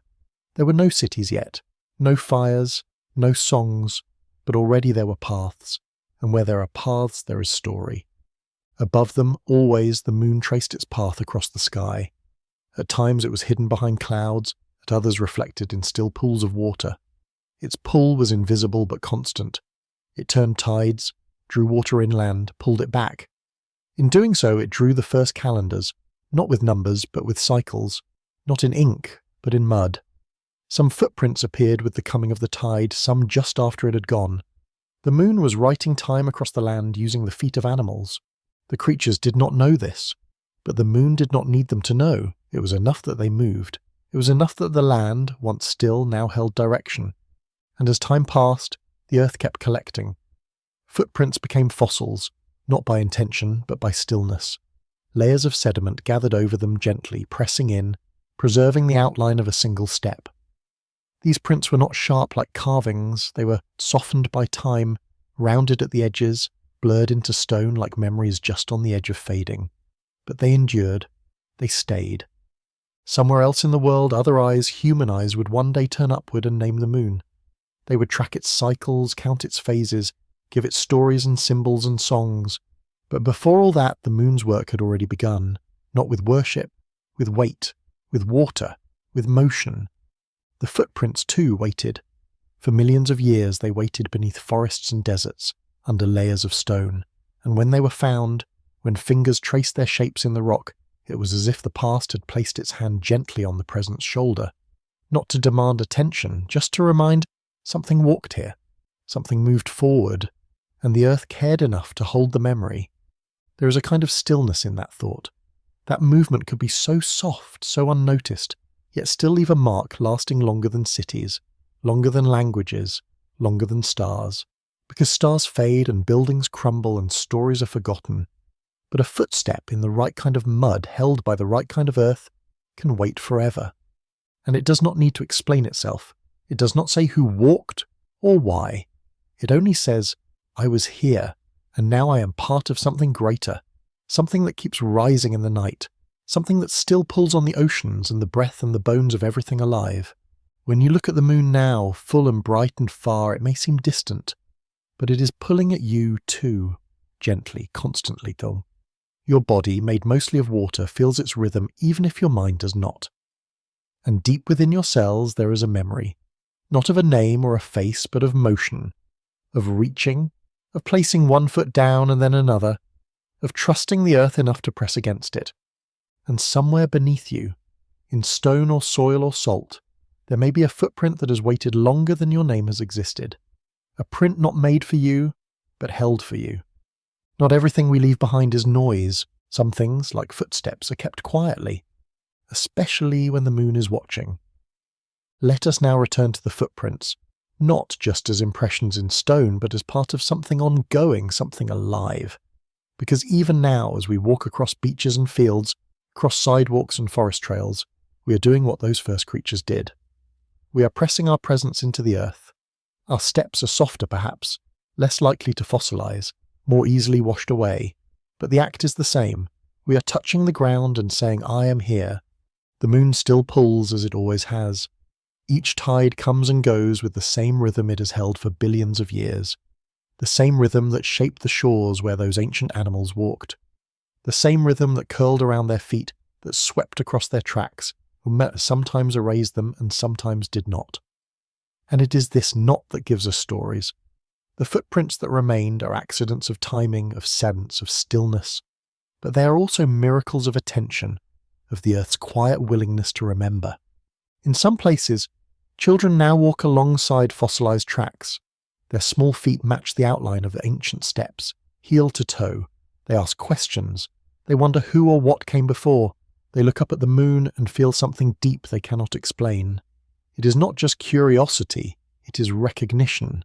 It is the understanding that we are not the first to move with wonder, that long before memory there was motion, and long before speech there was silence that listened. The moon, still patient, still bright, carries that silence. It glows with light borrowed from the sun, but it shines in its own way, softly, steadily. And when we walk under moonlight, our shadows lengthen across the ground just as they did for those first walkers. The trees sway, the grasses lean, and the world feels like a place where something ancient still lingers. It's not magic, it's continuity.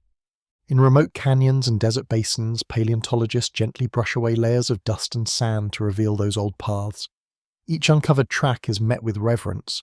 The scientists kneel, they measure, they photograph, but most of all they pause, because what lies before them is not just rock, it is an echo, a moment, a single choice made long ago by a creature simply moving forward. Some of the tracks show hesitation, a slip in the mud, a pause in stride. Others are perfectly spaced, as if the animal walked with purpose, with confidence. And sometimes they are found in groups, multiple trails crossing, overlapping, evidence of interaction, of community, of more than one set of eyes, of more than one path crossing through the same space and time. And this too mirrors us. We walk together, we pass each other, we walk alone. But always, the earth holds the impressions, maybe not forever, maybe not in stone, but for long enough, for just enough time for someone else to feel the shape we left behind. There is comfort in knowing that the earth holds these traces, that it does not forget the quiet moments, that it keeps the small things, a footfall, a pause, a turn, a return. These are not grand events, but they are real. They are what life is made of. As you walk, on a trail, down a road, through a city or field, know that each step is a thread in something longer. that your stride is part of a rhythm that began long before you and will continue long after, that the pull you feel when you look at the moon is not only light or gravity, it is memory, the memory of every creature that has ever looked up and wondered, or looked down and walked forward, and somewhere perhaps in a shallow rock basin, or a dried mud bed, or a layer of clay far beneath your feet, there is a footprint that never knew you, but waited for you, not because you needed to find it, but because the world holds stories even when no one is listening. The moon will rise again tonight, the tide will come and go, the stars will drift slowly across the dark, and the earth, as always, will remember the steps, yours, theirs, all of ours, before they scraped the clouds, before snow rested on their shoulders and rivers spilled from their sides. The mountains were not mountains. They were folds in the earth, soft rises in a restless crust, hidden beneath oceans or cradled inside valleys. They did not stand, they waited. The world had not yet asked them to rise. But deep beneath the surface something stirred. A pressure, a push, a breath held for millions of years. And then, quietly, the earth exhaled. It did not shout, it shifted. Tectonic plates creaked against each other, slow as sleep, grinding and lifting. Layer upon layer of rock bent and buckled, and the land began to swell. What had once been seabed became hillside. What had once been flat rose into ridges. The world didn't erupt, it unfurled, and from that unfurling mountains were born. At first they were not jagged or tall. They were soft-backed giants worn by rain and covered in moss. Clouds passed over them without notice. Trees crept up their flanks. The wind ran its fingers along their ridges, but the mountains did not respond. They were still learning what it meant to be above, still adjusting to air thinner and colder than the world below, still learning how to breathe. Because even stone in its silence moves. Rock breathes not in seconds, but in centuries. It expands and contracts with the heat of the sun and the chill of the night. It sighs with every freeze and melt. It loosens with every raindrop, cracks with every frost. And in this slow, patient breathing, the mountain learns its shape. Life follows, always. Seeds ride the wind and nestle in cracks. Moss clings to the damp stone. Lichens begin their long, slow work of turning rock into soil. And as the surface softens, grasses take hold. Then shrubs. Then forests. Trees grow tall in the valleys, shorter on the slopes. Animals climb, birds nest. Water carves paths downward. And as the life moves in, the mountain begins to listen. It listens to the wind, to the footsteps of deer, to the trickle of meltwater. It listens not with ears, but with presence, with patience, with stillness. And as it listens, it changes. It grows not higher, but deeper, deeper into itself, into its rhythms, into its own slow remembering. The air above the mountain changes too. It becomes thinner, cooler, clearer. Clouds cling to the peaks. Snow gathers, storms dance along the ridges, lightning strikes the summits, and through all of this the mountain remains, not unmoved, just grounded, just present. Some peaks rise so high they push into the jet stream, affecting the weather of entire continents. They cast long shadows, shape river paths, guide migrations, but they do not brag, they do not command, they simply are. Quiet spines of the earth, holding the world together with their silence, and still, beneath them, the plates continue to shift. The earth never stops breathing, and neither do the mountains. Let us go higher now, walking slowly along the shoulder of the mountain, feeling the path narrow as the air grows thin. Every step becomes quieter. The wind, once a rustling breeze in the trees below, becomes a constant presence, cool, clean and tinged with memory. It wraps around rocks that have faced centuries of weather, brushing against lichen-covered stones like a hand that never tires. This is not emptiness. It is presence made still. It is a place where sound is reduced to breath. Mountains speak, though not with words. They speak through echo, through erosion, through the long patience of stone against wind. Their stories are not told quickly. They unfold in layers, the colour of a cliff face, the shape of a ridge, the line where snow meets sky. Each tells of an age, a change, a long-ago sea or a lost forest, preserved not in fossil but in the folding of rock. Inside their bodies, mountains hold the memory of fire. Many were born from heat, volcanoes that erupted, cooled and hardened over time. Others rose from collision, the result of continents pressing into each other like the slow collision of dreams, and still others formed from sediment, layers of shells, bones and dust pressed together by the weight of time. What was once ocean floor now stands thousands of meters in the air. That is the mountain's breath, not just the movement of stone but the rising of history into sky. And yet the highest places often feel like the most still. There are no forests here, no cities, only rock, snow, ice and air. The silence is not empty, it is complete. Here the sky feels closer, stars appear sharper. The moon casts shadows in perfect lines. The sun rises earlier, sets later. Time stretches itself thin. Some life finds a way even here. Alpine plants grow low and small, their leaves thick, their stems tough. They hug the ground, drink dew and flower in the briefest windows. Insects flit close to the surface, darting between warmth and cold. Birds nest in crags, wings built for the thin air. And mountain goats climb impossibly steep cliffs, their hooves clicking against stone like slow applause for the mountain itself. These are not creatures of ease. They are creatures of closeness, close to sky, close to edge, close to breath. Below, rivers are born. From the snow and ice, meltwater begins to drip, then trickle, then flow.